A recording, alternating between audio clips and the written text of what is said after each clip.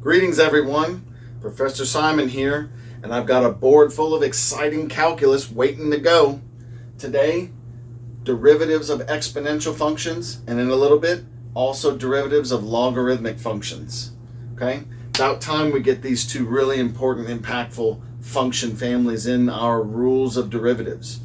So what we need to do first is pick up way back in the limit sections, talking about a particular limit that I kind of threw out there and said, hey, look at this special limit, and it leads to some other conclusions, but we didn't prove it.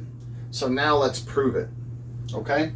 Start with these three functions: y equals x, y equals ln of x plus 1, and y equals x over x plus 1. And just look at some of the numbers as I've plugged them in, right?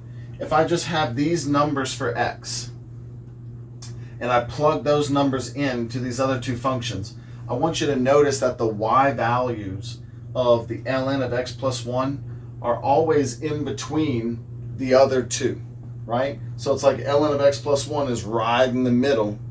And actually, when x is 0, they're all equal at 0. Look at the graphs right here. The blue line is y equals x. The black and green curve here is y equals ln of x plus 1. And the red curve here is y equals x over x plus 1. Okay? Notice the ln curve is always in between the other two, except at 0, 0, where they all meet up. Okay, so then I can have this inequality right here. I can say that for all of the values, now of course this isn't for everywhere, but really all I'm interested in is all of the values between -1 and say 1, right? Just in this little region here. Okay, that's all that's really important. So for all of the values between -1 and 1 for x, I can say that this is then true by dividing everybody by x. Now wait, be careful. Dividing by x, and I have both negative and positive values, okay, has a couple of different consequences. When I divide by x being a positive, the inequality signs stay in their direction, and I just divide everything by x. But if x is negative, everything gets divided by x, fine, but the inequality symbols have to reverse. But what I want you to notice is the limit as x goes to 0 of 1 over x plus 1 is 1. And of course the limit of anything, of a number, 1 in this case, is 1, also in this case, right? The number is itself inside of a limit. So what's happening here is, whether x was positive or negative, if I take a limit as x goes to 0, normally of this ln x plus 1 over x, I would get a 0 over 0 indeterminate, right? But by the squeeze theorem, since these other two limits are smashing to 1, and I was able to show that this is always in between their values, right? They always follow in between each other. Then by the squeeze theorem, the limit of the ln x plus 1 over x as x goes to 0 should also be 1. Now flip that over. I want to write it the other way, x over ln x plus 1. It's 1 over 1, so that it doesn't matter. This limit right here is equal to 1. All right, so by the squeeze theorem, I was able to get a very special limit, which is linked to that limit that we saw way back in the limit sections. We saw it in a different format though, but you can manipulate it to be the same thing. We saw it as the limit as x goes to 0 of 1 plus 1 over x all to the x, and it was equal to the value of e, right? Well, this is just a different form of that same limit. And then what I'm going to do is I'm going to let h just be some variable h, represent this whole denominator, okay? I'm just going to make it one big chunk. And then if I solve for x by getting rid of the logarithm to an exponential, and then subtracting 1, right? I can solve for x. Notice that I can plug this e to the h minus 1 in for x, and I can plug this h in for the ln, and I can make this limit look different this way also. E to the h minus 1 over h. And I know h is going to 0 because x is going to 0. And if x goes to 0, I get the ln of 1. The natural log of 1 is also 0. So as x goes to 0, h also goes to 0. So then I have this limit is basically a rewrite of this limit here. The limit as h goes to 0 of e to the h minus 1 all over h would be indeterminate. But through squeeze theorem and a little bit of algebra, we're able to determine that that limit is in fact equal to 1. Okay, now, Professor Simon, why is all this important? We're tired of limits, right? Well, limits are how we define our derivatives. So here we go. The most important exponential function, right? The one that everybody likes to go to. E, the natural number, raised to the variable x power. Okay? If I want to do his derivative, it's the limit as h goes to 0 of e to the x plus h minus e to the x all over h. And I can take this e to the x plus h. Don't forget, if you're adding powers, right? If I'm adding powers, then I can take this piece right here and write it as a multiplication of e to the x times e to the h. What that means is I have an e to the x that I can factor out right here. And that leaves me with e to the h minus 1 over h. Does that limit look familiar? It's equal to 1. Yeah. Right? So my derivative is just this e to the x, which isn't based on h at all, times the value of that limit, which is 1. So it's e to the x. The derivative of e to the x power, okay, notice x is in the exponent, not the base. Derivative of e to the x is e raised to the x. It is its own derivative. That's got to be something special, right? It's the only function that if you take a derivative, it doesn't change at all. So, there's your basic derivative of an exponential function. Let's expand that a little bit to a e to the number times x. Just a little twist of a chain rule here, okay? And we'll get some examples later with some bigger chain rules and product rules and quotient rules, but more importantly here, e to the number times x. If I do the derivative, it is still itself, right? The derivative of an exponential is itself. But then notice I get times a because the chain rule derivative of a times x is a. So I have a times e to the ax. So the derivative of e to the 5x, right? E to the 5x would be 5 times e to the 5x. All right? Now, what about some other base? Not the number e, but some other base. I'll just say p, right? And technically, what you need to note here is that we're really only picking p to be positive numbers, okay? We're not really interested in 0 to the x, and to be honest, we're not really interested in 1 to the x either. That's sort of not interesting, but we could still do it, okay? But we want p to be some positive number here, okay? Then what I can do is rewrite the value of p. P is just a number. I can write it as e raised to the ln of p. Now don't forget, the e base and the ln are actual inverse operations, right? E to the ln of p, that's just a calculation. It gives me p. So this is just a way of me rewriting base p as base e. And then our exponent of ln p raised to another exponent of x means I have to multiply those two exponents. So I have e to the ln p times x.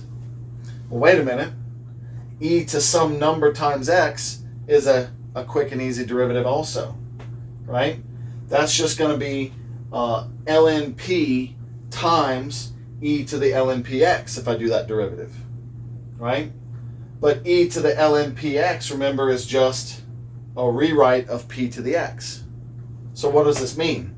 The derivative of any other exponential function is also himself p to the x. Right here, you see he's there.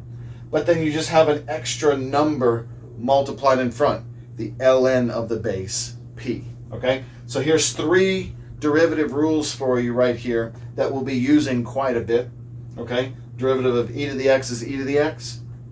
Derivative of e to some number times x is that number times itself, the whole function again. Right? And the derivative of any exponential, p to the x, is ln of p, just a number, times p to the x. Okay?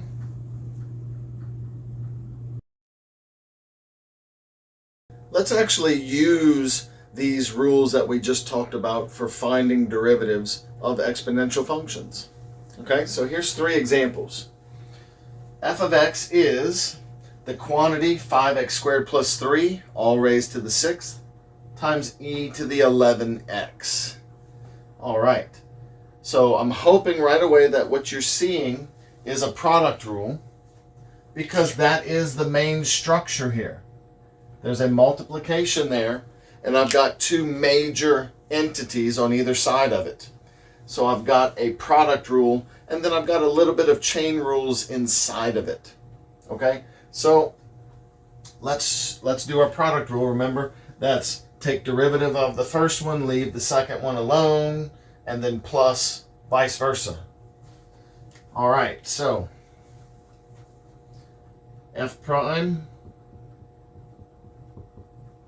derivative of the first piece. Now don't forget, this is a chain rule here. I've got something raised to the 6th. So the outside derivative is just 6. That same something. And then 6 minus 1 is 5. Leave the second guy alone. So I have e to the 11x. Plus, leave the first guy alone. 5x squared plus 3 to the 6th. And then I need to do the derivative of the exponential e to the 11x. Don't forget the most lovely rule for derivatives. Any exponential is its own derivative, and then you just have to consider if it's a different base and if it has an inside function. Okay, so e to the 11x is his own derivative, e to the 11x. And the inside derivative here is times 11. So times 11. Okay, let's give ourselves a little space here. I know I can't draw a straight line to save my life.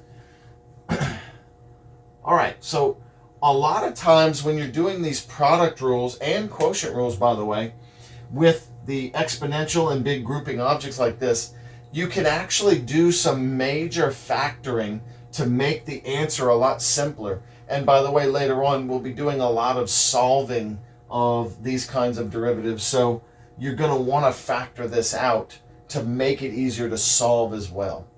So what I'm going to first look at is, what do they have in common? Well, naturally, they're going to have that exponential in common because he is his own derivative, right? So they both have that piece. They also both have the 5x squared plus 3, right, to different powers. So let's handle that. This is equal to, I can pull out a 5x squared plus 3, and I'm going to take the lower power. So in this case, that's to the 5 power. And then they both have e to the 11x, so I can pull that. And then let's write down what's left. I see a 6 for this one. I took all 5 of those powers, and I took e to the 11x. So that's all that was left with that one. Plus, I took 5 of these objects, but there were 6 total. So there's 1 of those left. I took the e to the 11x, but I did not take the 11. So it's times 11. Okay, so I factored out the things that they had in common. Now this is something that I can easily simplify. I'm just going to distribute the 11 and then combine the numerical terms. So let's see, my derivative f prime of x is going to be equal to, I have my 5x squared plus 3 to the 5th. I'm going to put the e to the 11x at the end. It just looks more organized that way. Inside of here, what I have is 55x squared from this, right? And then I have 33 plus 6. So plus 39. And then the e to the 11x is still there as well. And so there's my simplified derivative function. Okay? Next, let's take a look at this guy right here, g of x. I have a fourth root of 7 to the 3x plus 9x squared. It is very important that you notice the difference between the polynomial and the exponential type of functions. The exponentials have the variable in the exponent, right? And the polynomial types have the x as the base. And most of the polynomial types, we say, they're not all polynomials. You could have all of your rationals, your radicals, right, with the fraction powers, negative powers. Okay, those are all power rules. Very different from the exponential rules that we're talking about as well. Okay, so let's find g prime. First, I'm going to start by rewriting the fourth root. Notice I'm not doing any calculus yet, so I didn't put a prime on my g of x. I have 7 to the 3x plus 9x squared, all that quantity, to the 1 over 4 power. So I have now a chain rule with a other couple of rules on the inside. Now let's do g prime here. G prime of x is equal to, I'm going to multiply the 1/4 times 7 to the 3x plus 9x squared. This is chain rule, right? So I'm leaving the inside alone. 1/4 minus 1 is negative 3/4. Now I multiply times, right, the derivative of the inside function. Well, there's an addition, right? So I'm going to be able to do the derivative of those two pieces separately, but it's going to be one big parentheses. Okay? So derivative of 7 to the 3x, remember they are their own derivative, so I'm still going to have 7 to the 3x there. But what else? The derivative of the 3x, remember, also has a say. So I'm going to have 3 times something. And this is not a base e.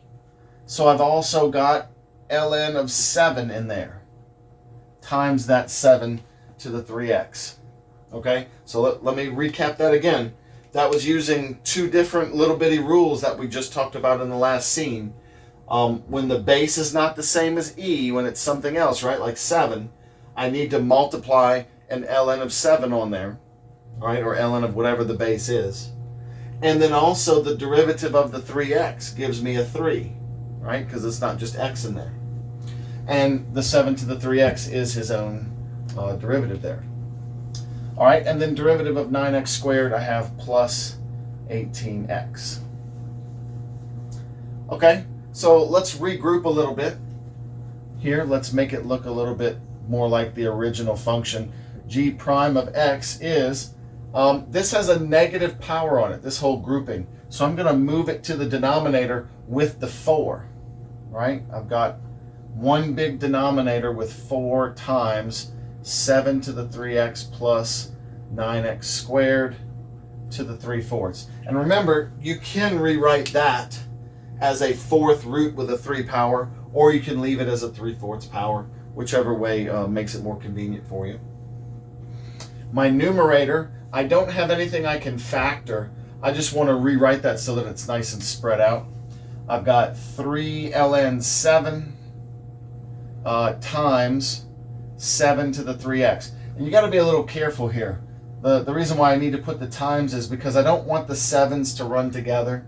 This 7 should be part of the ln, and this 7 is the base to the 3x. So of course another way I could write this to make it a little bit easier to see is I could put a parentheses around the ln 7 like this. That might help as well. And then plus 18x, right? is my entire numerator there. All right? Okay. Now, what about a more complicated chain rule inside of the exponential function? All right? So I'm noticing that there's nothing else on the outside here, just a -4 that's going to be along for the ride, right? Okay, great. So then I need to just do the derivative of the e to the 3 sine 2x. All right? So start on the outside. H prime has -4, right? Times any exponential, e to the whatever variable, is his own derivative.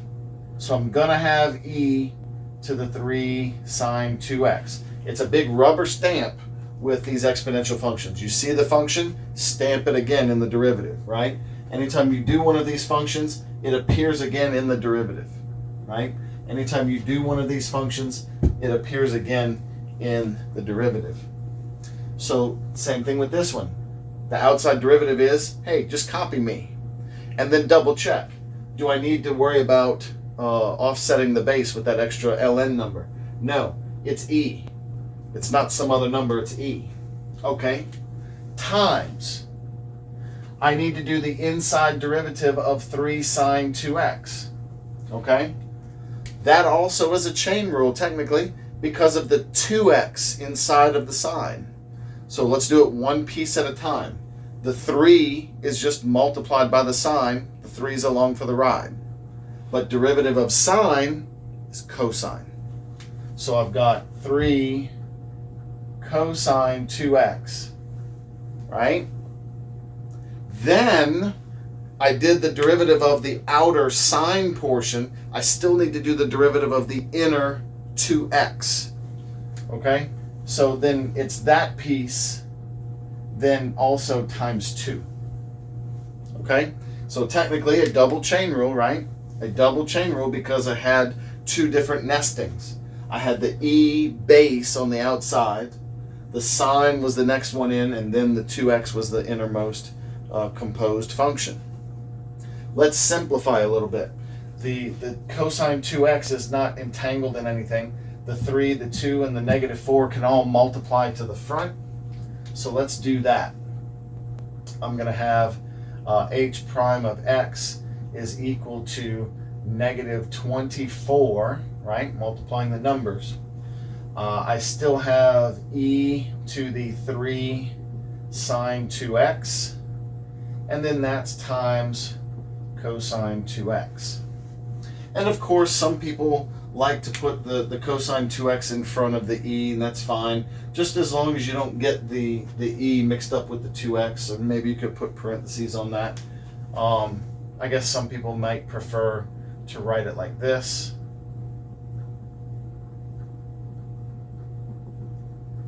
And then I would put the parentheses on the 2x there just to be thorough. But either one of those is fine.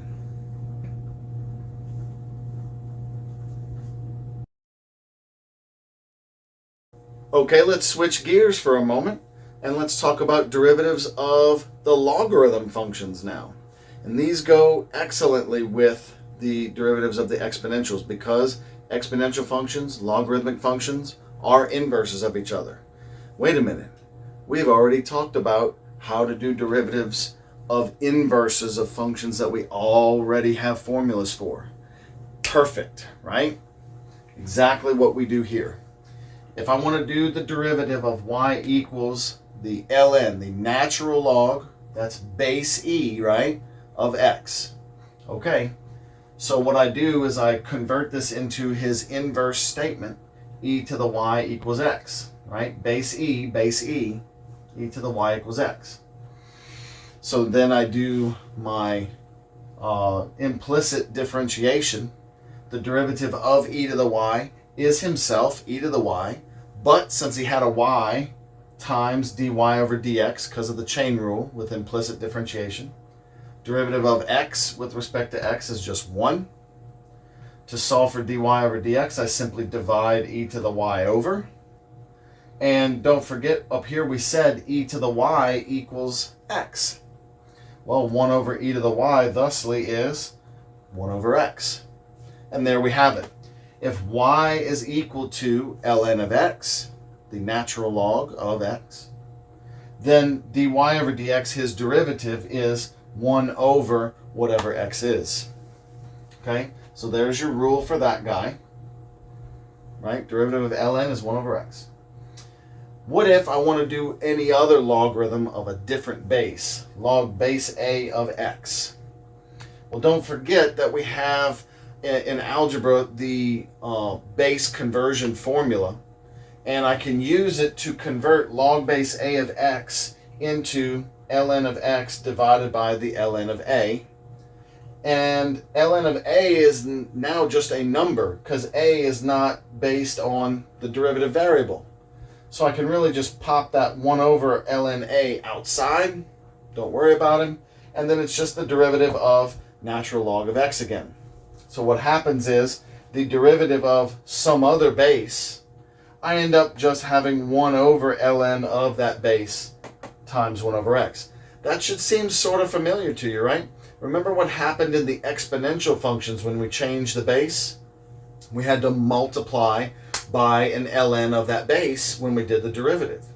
Well, in logarithms, if you change the base to something other than e, you have to divide by the ln of that other base, and then the derivative is the same otherwise, 1 over x here, you see.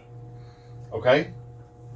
Now, what if there's a more complicated function in there, like ln of some function u of x, right? Well, that's just a chain rule. So I have 1 over whatever's inside there. 1 over u of x is the ln derivative, the natural logarithm derivative is 1 over the inside. And then chain rule times the derivative of the inside function. And usually we simplify this in a rule so that this is all one ratio. The derivative of the ln of some function is just that function's derivative over the original function. Okay? Let's get an example.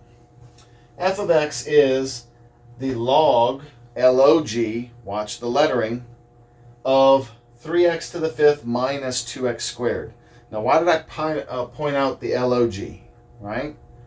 Because log is not the same base as ln. Log, when you don't write a base, defaults to 10, unless you're in some, certain textbooks that define at the beginning, hey, when we write log, we really mean base e. Some of them do that. Most of the time, everywhere in math, log with no base is base 10, right? You even have the button for that on the calculators that we use most of the time. ln is base e, log is base 10. Oops, we changed base, right? So if I'm going to do a derivative here, I'm going to have to multiply by 1 over the ln of 10. All right. And I've got a function on the inside like this. So here's my derivative. F prime of x is, I've got 1 over ln of 10, right? That's just a multiplied constant. So I'll even separate it out like this.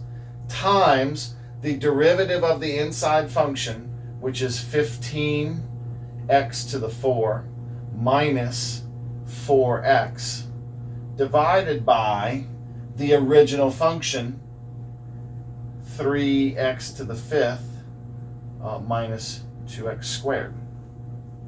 Okay? So I'm just following this little pattern here, but what I really did was sort of 2 steps at once. The derivative of the logarithm is 1 over whatever's in there, right? 1 over x, if x is the argument of the logarithm, right? 1 over u of x, because u of x is in the logarithm. Well, that's how this appeared in the bottom. But it's a chain rule, so I'm multiplied by the derivative of the inside as well. Okay? Now wait, there's still a little bit we can do here because I notice there's x's in all of these, right? I can factor out, simplify. Maybe it would just be easier just to divide, right? Let's just do that. Everything has at least one x in there, right? So what I'm going to do is I'm going to divide by x in both the top and bottom. And that's legal because it's like dividing by 1 because it's x over x. Yeah. Okay, so my derivative function, f prime of x, is now equal to 1 over ln 10. You know what? Let's consolidate. I'm not going to write that as a separate piece anymore. My numerator is going to be 15 x to the 3 minus 4 over, and then I've got ln 10 times, I divided by x here, that's going to be 3x to the 4 minus 2x. Okay? And there's several ways you can write the multiplication of the ln 10 there, but as long as you keep it separate or distribute it out, which not so often, right? Okay?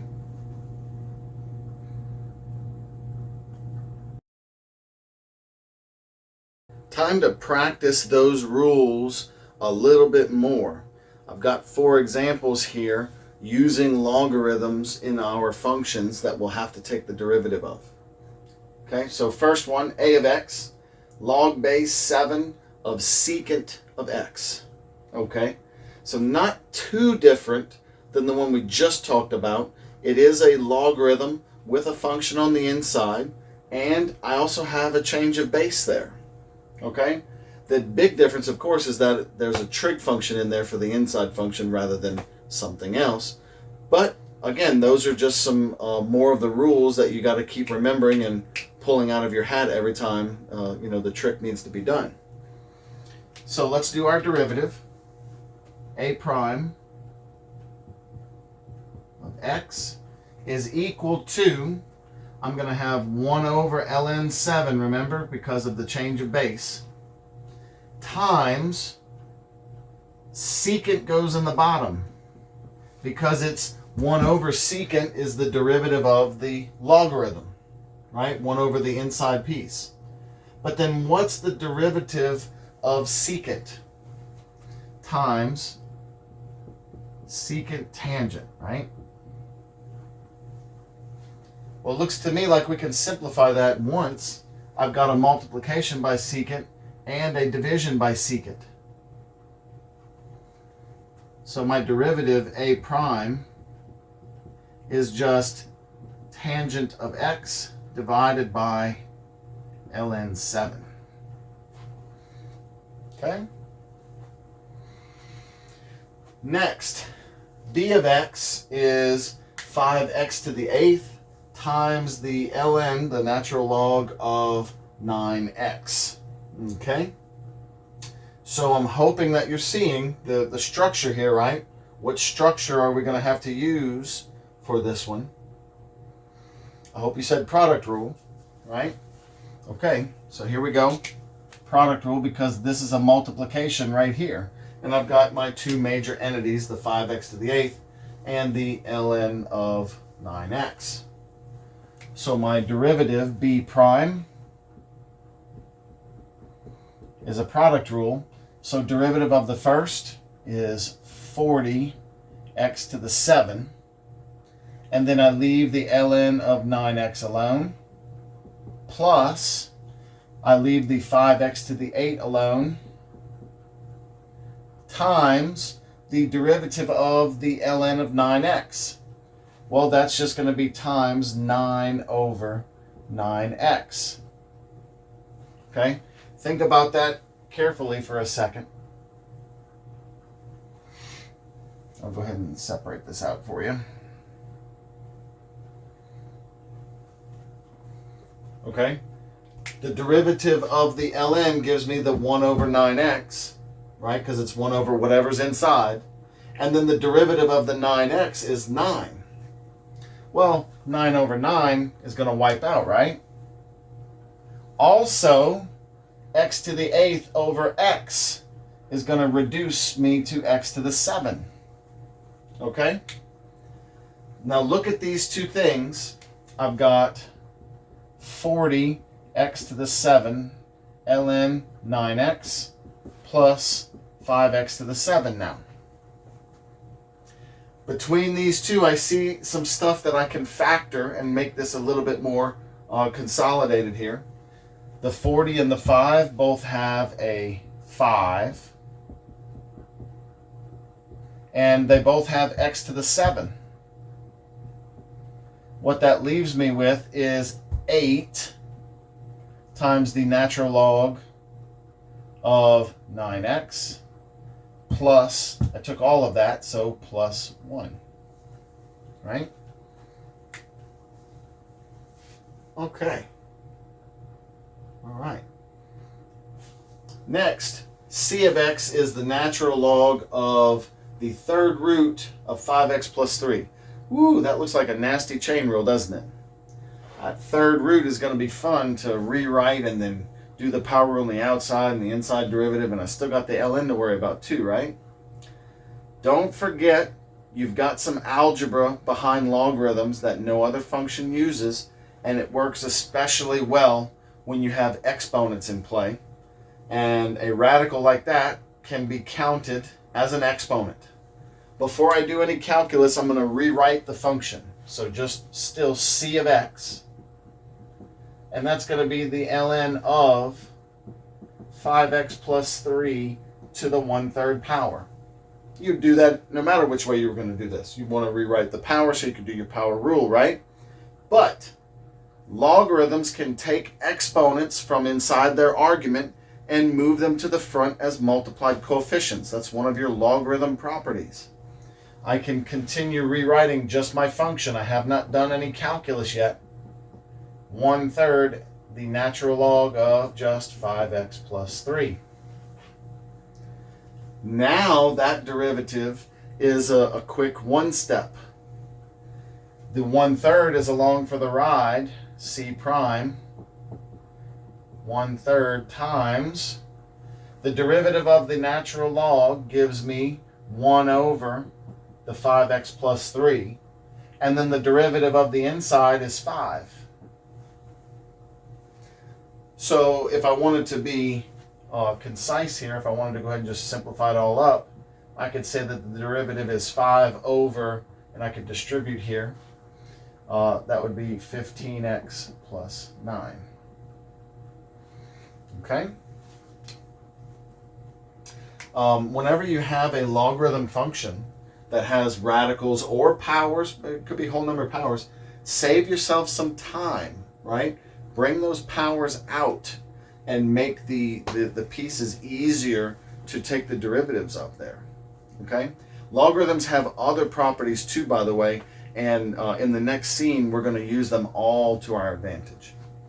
For now, I have one more example here that we want to talk about, and you may notice it's a quotient rule. I'm not going to be able to rewrite this any other way that makes any of it any prettier, right? I can't do a negative power too easily on this. So it's pretty much stuck in its current form, and it's a quotient. So quotient rule it is. So g prime of x here. G prime of x. Not equal, right? Implying or leading to. So quotient rule, low, d high. So low, x squared plus 1, d high, derivative of this natural log. Well, derivative of the natural log, don't forget, is 1 over the inside, so that's over 2x minus 7, and then derivative of the inside and top, so that's 2 up top, right? This times that. Minus high d low. So high is ln of the 2x minus 7. And then d low is the derivative of x squared plus 1. So just 2x. Yeah, I wrote it in front because remember when we have logarithms, it makes it more organized to do stuff like that. Okay, all over square of what's below. So that's x squared plus 1 squared. All right. So then from here, there's not a whole lot that you'll want to do, but you know, there's some cleanup that we can do maybe. Let's start with making this fraction look a little bit better, right? So to start with, that fraction I could write as 2x squared plus 2 over, actually I'm going to just write it as 2 times x squared plus 1, like that. Okay? 2 times x squared plus 1 over 2x minus 7. And then all of this hasn't changed, so I have minus 2x ln of 2x minus 7 all over that same denominator. Now, if you'll notice, I have a fraction inside of a fraction, and we typically frown on that. A good quick way to clean that up is to multiply by the common denominator, which in this case, the only small denominator I have is the 2x minus 7 here. So what I'm going to do is I'm going to multiply by 2x minus 7 here, multiply by 2x minus 7 here, and also right here multiply by 2x minus 7. And you'll notice I'm sticking it in between those two there because I don't want to get the multiplication mixed up with the other 2x minus 7, because that's part of the logarithm. And I want to make sure to emphasize that this 2x minus 7 is just a multiplication in front, outside of the logarithm. Okay? So the good news is right here, when I multiply 2x minus 7, this piece goes away. That's what it's designed to do, right? Okay, so G prime is equal to, I have 2x squared plus 1 minus 2x times 2x minus 7 times the ln of 2x minus 7 all over 2x minus 7 times x squared plus 1 squared. Okay, now this is probably as far as I want to take it. The only real thing I could do is factor the 2 here that's in common, but that's not going to do anything for me because it doesn't involve any variables or anything. So this is a good compact, somewhat simplified form to leave it in. So some common mistakes here once you get to this point. Is it okay to eliminate the 2x minus 7 over 2x minus 7? Boom, boom, right? One on top, one on bottom? No. Because of this subtraction, I have two groupings here, and they don't both have the 2x minus 7. So don't cross those out. Another idea, right? X squared plus 1, can't I reduce it with this one? No, because there's no x squared plus 1 over here. Okay? So be double careful with the things that you try to cross out, that you're not violating a subtraction division pairing, right? Or an addition division pairing or whatever.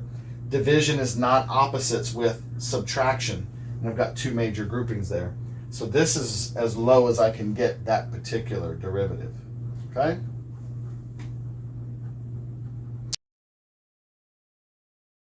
Let's continue talking about derivatives that involve logarithms.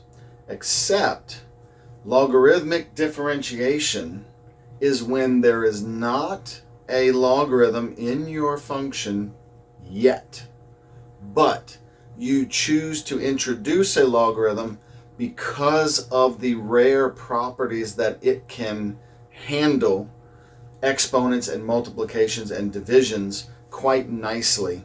In some cases, making certain derivatives much easier to compute, and in other cases, derivatives that we don't have rules for, able to compute those derivatives at all. You know, to be able to do them is a bonus, right? So logarithmic differentiation, the red flag for this one is going to be if you see a function that has a variable in both the base and the exponent of something. One of those we don't have a rule for, because when you have a variable in a base, right, that's supposed to be like a power rule. But if variable is in the exponent, that's an exponential rule, and it's like, okay, which one do I do? So we have this method for that because there's not another rule for it. Also, things where you have multiplications and divisions of several objects and exponents on any of them or all of them, and even an exponent on the whole grouping, right? This could be a disaster mess of product, quotient, and chain rules all over the place. And logarithmic differentiation can turn this into a quick one and done piece by piece function, okay? So what you have to remember here is just these three big main properties that logarithms bring with them. That if I have a logarithm with a product in it, I can split that into an addition of two logarithms. Logarithm of a quotient is a difference of two logarithms. And we've already used this one earlier, right? Whenever you have a power inside of a logarithm, I can bring that power out front as a coefficient, okay? So we have the product rule for logarithms, not the product rule for derivatives, right? Quotient rule for logarithms, not quotient rule for derivatives. It's just, these are the names of those. And power rule for logarithms, not power rule for derivatives, right? So logarithms have their own properties called product, quotient, power for that. Okay, so a couple of quick examples before we do an even bigger one, right? So right here, I have y equals x raised to the square root of x power, right? So that's one of these kind right here. If you see a function where you have a variable in both the base and the exponent, we don't have a rule for that. So I would not be able to take the derivative of this without, doing some limits, and that's not a limit I want to really look at too hard if I can avoid it, right? So what do? Here's how logarithmic differentiation works. I see that I have something involving an exponent, so I'm like, I'll just bring in a logarithm, which means I have not done any calculus yet. My first step is not a calculus step, okay? My first couple of steps is just rearranging this function using logarithms. So what I do is I take the ln of both sides. So that means ln of y is equal to the ln of x to the square root of x power. Okay, no big deal, just threw a ln on both sides. Power rule says I can bring the square root of x as an exponent out front. So I have ln of y is equal to square root of x times ln of x. Okay, now what I'm going to do is I'm going to rewrite the square root of x as x to the 1/2, right? Times ln x. Now if you look, what we have is three very simple objects for doing derivatives, and the only catch is that this one would just be a product rule. So once you've taken the logarithm of both sides and rearranged the pieces to be simpler pieces, go ahead and do your derivative implicitly. Okay, so this is a branch off of implicit. I'm going to do a d over dx of this whole thing, right?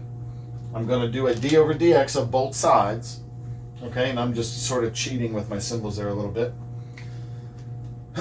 So what I have is 1 over y, right? Because that's the derivative of the logarithm, times it was involved with a y. So I have to say dy dx. And now I've got this over here, which is a product rule.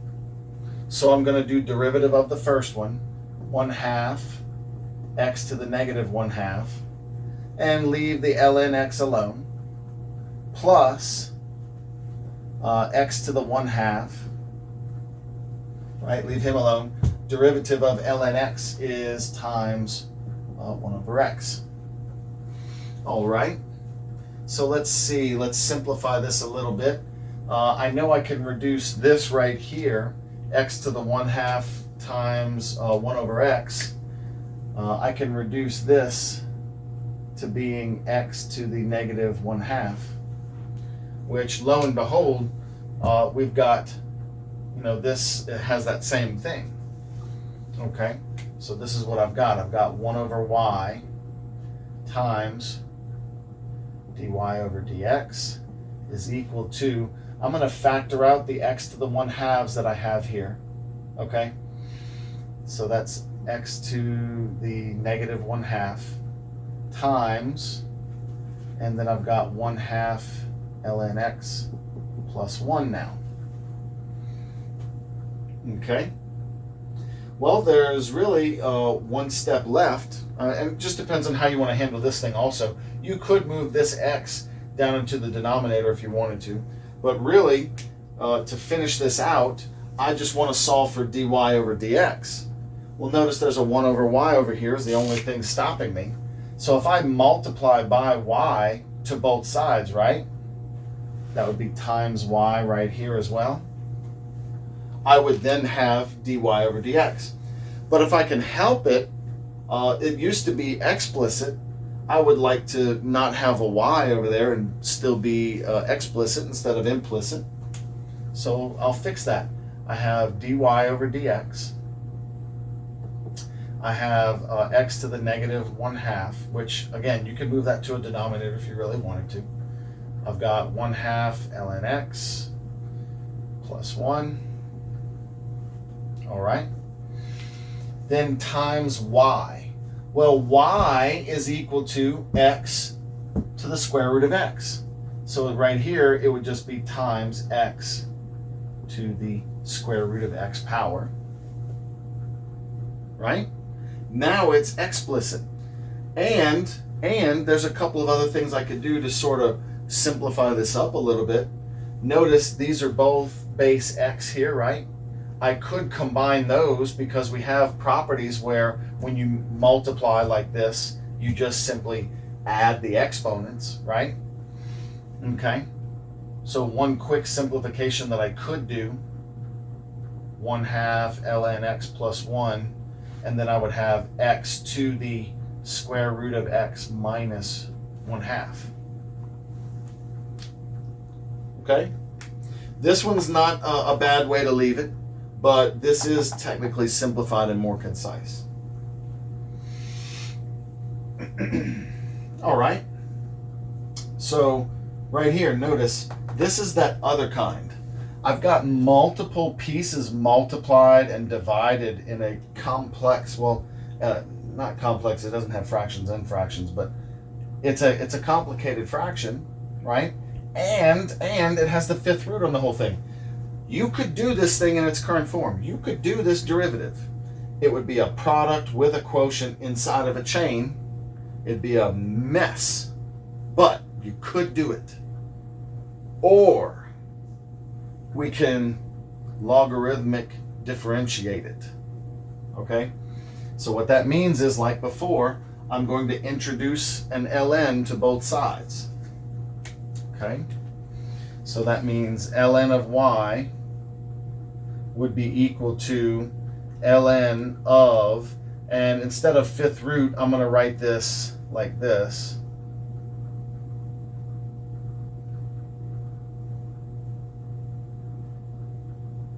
To the 1/5 power. Okay? Now, all I did was rewrite the fifth root as a 1/5 power there, and I took the ln of both sides. Immediately, power rule says that I can take this 1/5 out front here, right? So already the logarithm has gotten rid of me even dealing with that radical altogether. Okay?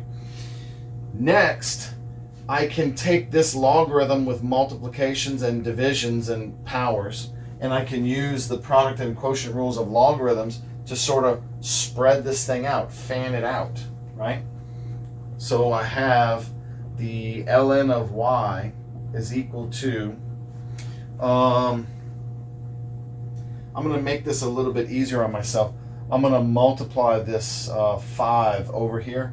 It'll get fixed back at the end. It's just so I don't have to put a bunch of parentheses. So I'm going to multiply both sides by 5. Basically, it just brings that 1/5 over here as a 5. Okay? Now what I'm doing is I'm going to split up this logarithm into 3 pieces. because I have this multiplication and this division, and I've got the 2x, the sine x, and the x squared plus 1 to the third. Okay?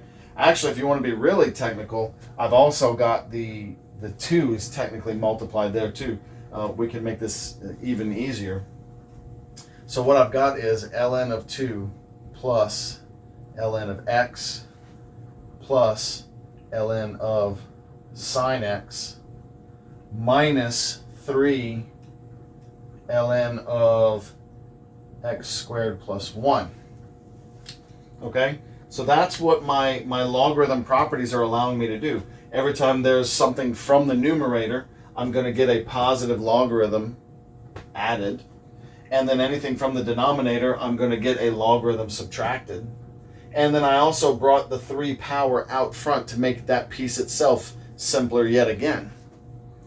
Okay, so now implicit differentiation.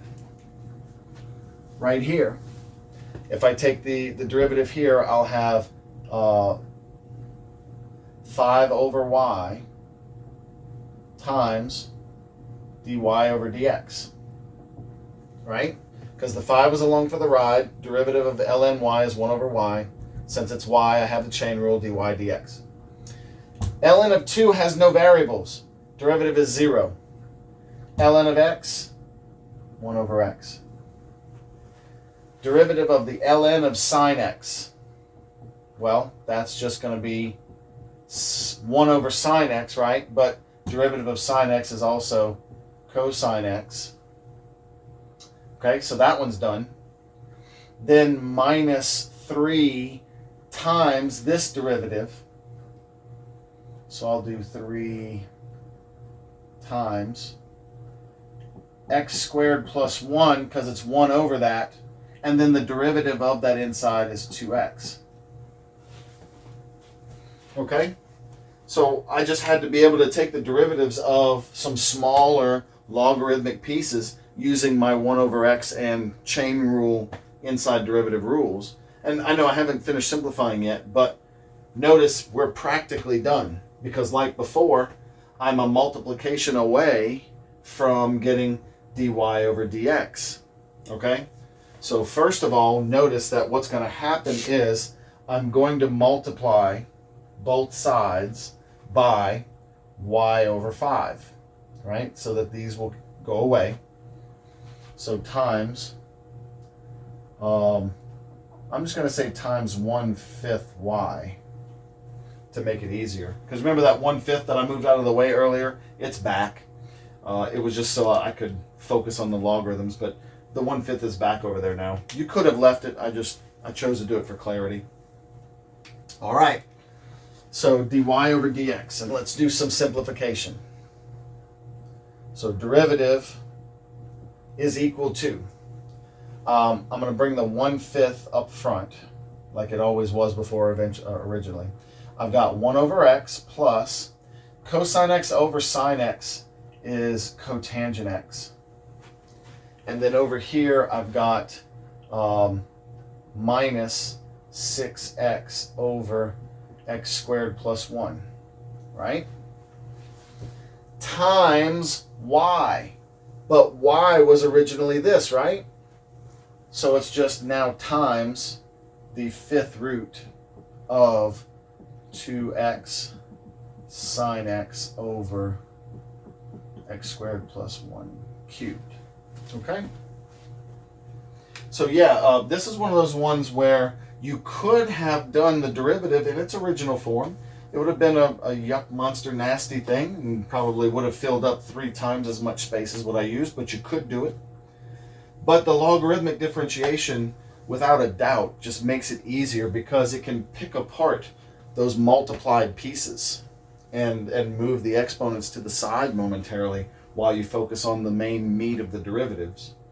And then, the only kickback is having to multiply that y back over to the other side so you get that chunk back from the original again.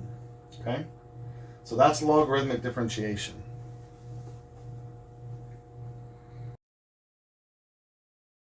Now let's use what we've talked about in a small application, let's say, right? So we have the function f of x equals x to the 1 over x power, okay?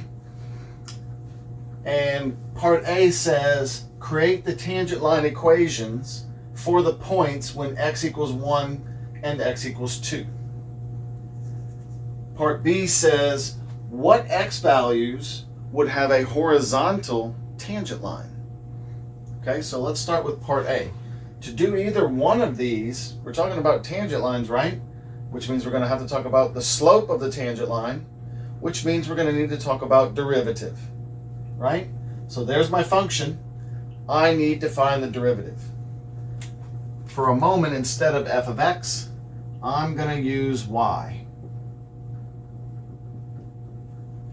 And I have a variable in the base and in the power. I've got to use logarithmic differentiation. Here we go. I will do the ln of both sides.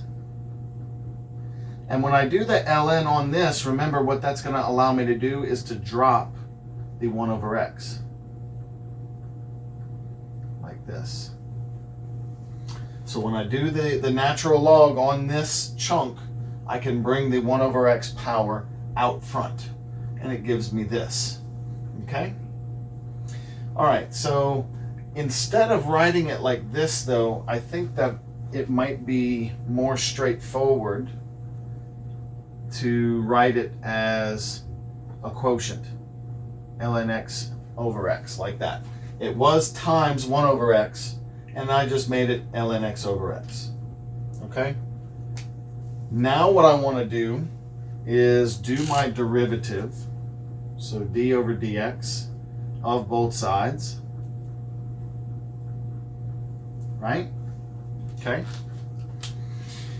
That's going to give me 1 over y times dy over dx. And it's going to be equal to, this is going to be a small quotient rule. So low d high, that's going to be x times 1 over x minus high d low, that's just ln x, over square of low, that's x squared. Okay? To finish out logarithmic differentiation, I am going to multiply the y to both sides, okay? And I'm going to simplify. So x times 1 over x is 1 minus ln x over x squared. And then all of this is going to be multiplied by y, right? Which is x to the 1 over x originally. Okay, so here's my derivative function. I have my derivative function now. The question says, create the tangent line equations for these two different points. Okay? So let's also get some x and y values for these so that we can create these.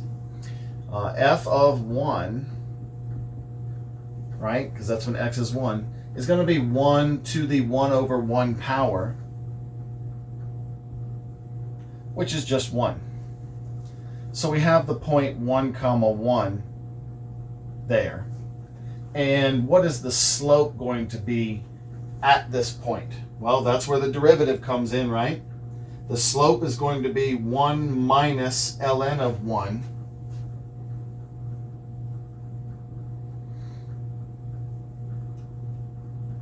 divided by 1 squared times 1 to the 1 over 1 power. ln of 1 is 0. I'm left with 1 over 1 times 1, basically. So my slope is going to be 1 in this case. So I have these two pieces of information to put together, right? So then my equation is going to be y minus 1 equals 1 times x minus 1, like so. But of course, anything times 1, what I'm getting is y minus 1 equals x minus 1. If I add 1 to both sides, I'm getting y equals x. Well, that's kind of cool, right? Special line y equals x is the equation of the tangent line to this function when x is equal to 1, so at the point 1, 1. Okay? Let's do the other one.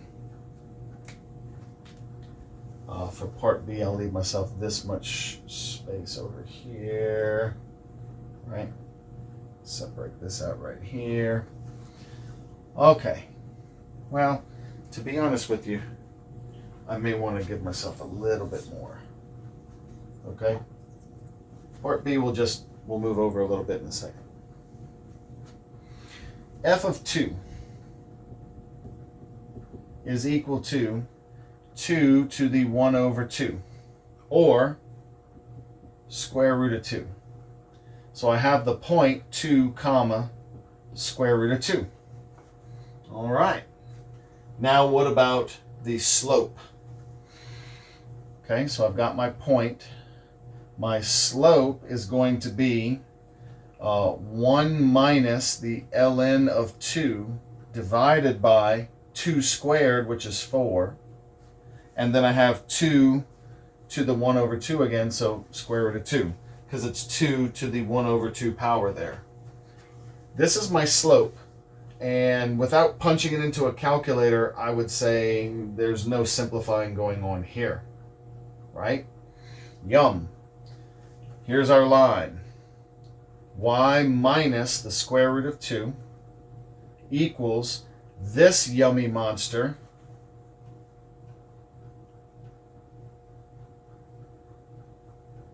times x minus 2. Like that. Okay, and at this point, you could go ahead and, distribute some things out, but it's not going to make a huge, yummy difference. So about the best you could do is maybe add the square root of 2 over, right? And as with anything else, you could play around with simplifying it. Of course, you'd start by distributing this thing to the x minus 2 plus square root of 2 there. Looks like we could factor out a square root of 2, right, all the way out of the whole thing. But again, you'd still have this big yummy thing times both of those, and then you'd have to add the 1 after. So this is a more practical version of that line,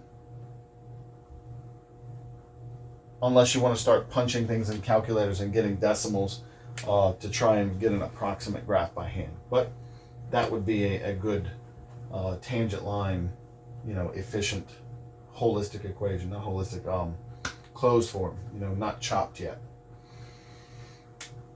Okay, so part B. We want to find x values where the tangent line has become horizontal. Okay, so let's think about this for a second. I'm not being given x values this time like before. I'm being asked to find them, right? And they've given me some information about a slope. They have.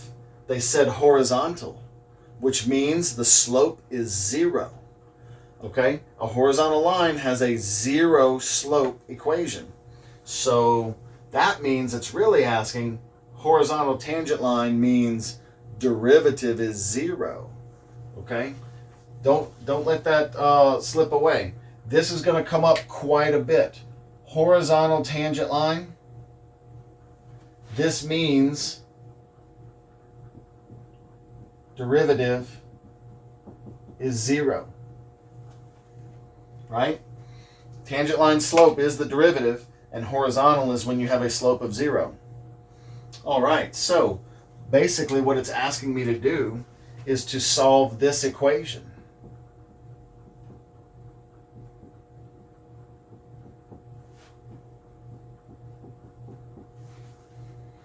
Looks pretty yucky, huh?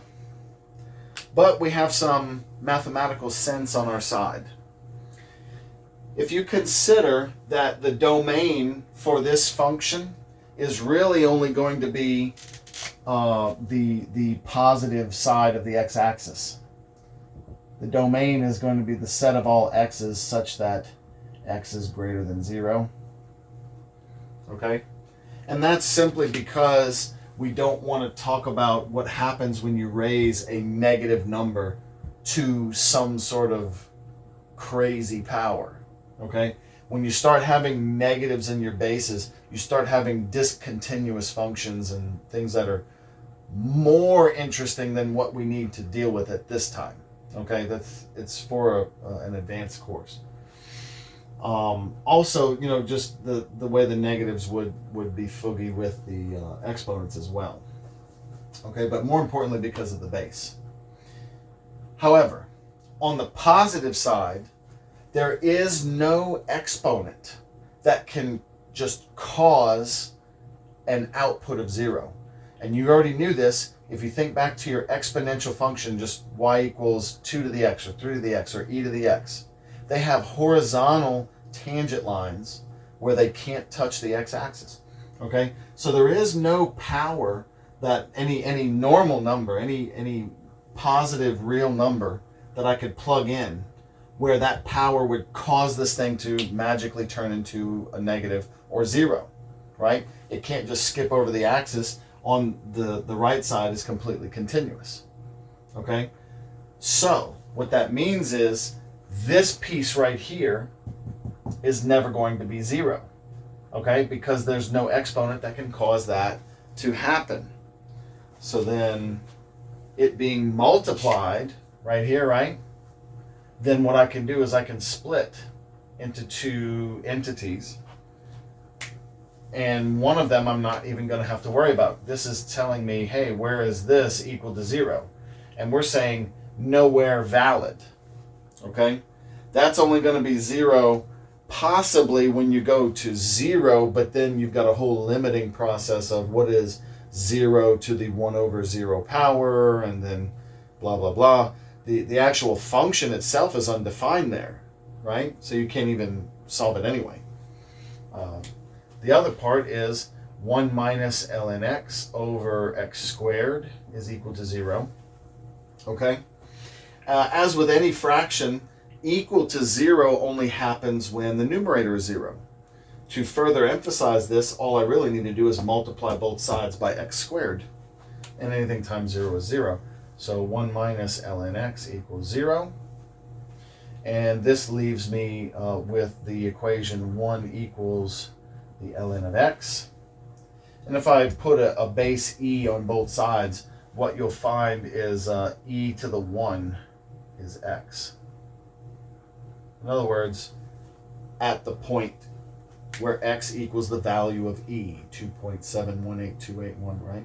That special number, the natural number e, is a point for x. That number in x will give us a horizontal tangent line. At what value, like what's the actual equation of a tangent line? Well, I've got the x value, right? I could plug that in and get the y value. That would be f of e is e to the 1 over e. That's some number, right? And a horizontal tangent line just is y equals a number. So in effect, this is the equation of that tangent line. Y equals e to the 1 over e. Okay? All right. So I hope that this has helped you understand the derivatives of exponential and logarithmic functions and the wide variety of applications that both of those functions can portray and assist. All right, so as usual, let's take a look at that last one, because that was a really interesting problem, especially since we were talking about all the graphical features of this one function. For f of x here, we had y equals x to the 1 over x, which has this cool looking shape, right? And notice the domain is the positive x-axis only. The actual point at 0 doesn't exist there. The GeoGebra can't display that, but you can't have the point there at 0. Our first point was at the point 1, 1 here, and we were asked to find the line equation of the line that was tangent there. Okay, and we found y equals x. Notice definitely very much the line that is tangent there. Next, we had when x equals 2, we calculated y was equal to the square root of 2. So that's this point right here. And here's our lovely tangent line that we computed, and I left it in the factored out form from the point slope form.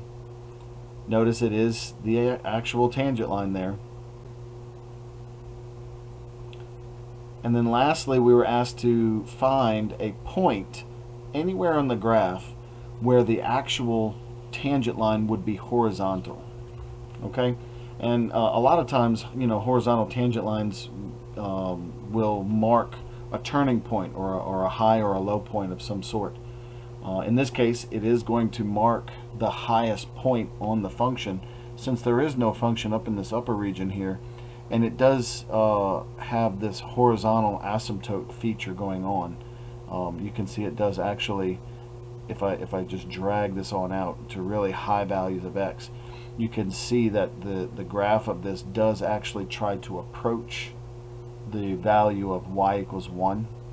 So if you were to take the limit of x to the 1 over x as x goes to infinity, you would get 1. We just don't have all the tools right now to go through that limit. However, back to the point of case, do you see how there is a maximum point once you see the bigger picture here? That's where that horizontal tangent line is going to happen. Let's get back to the scale we were on, about like this. And we calculated the point where x is equal to the value of e, which is right here. About 2.718, remember, is the value of e. So you can see where that point is hitting here. And the tangent line, of course, being horizontal, is just y equals to the y value. And you'll notice that that is the actual tangent line there. It is actually just hitting that peak.